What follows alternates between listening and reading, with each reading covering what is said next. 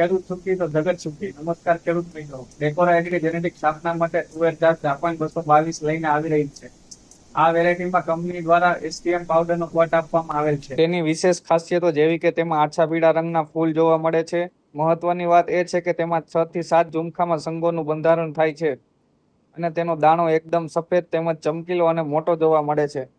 સુકારા સામે મધ્યમ પ્રતિકારક ધરાવતી જાત છે તેમજ 185 થી 190 દિવસમાં પાકતી જાત છે।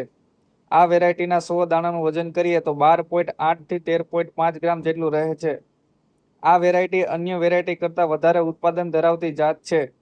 આ વેરાયટી સોયાબીન, મગફળી તેમજ અડદમાં આંતરપાક તરીકે અનુકૂળ જાત છે। તો ખેડૂત મિત્રો, તમે પણ આ જાતનું વાવેતર કરવા માંગો છો તો હમણાં જ નીચે આપેલ મોબાઈલ નંબર પર સંપર્ક કરો અને વિડીયો સારો લાગે તો લાઈક અને તમારા મિત્રો સાથે શેર કરવાનું ભૂલશો નહીં।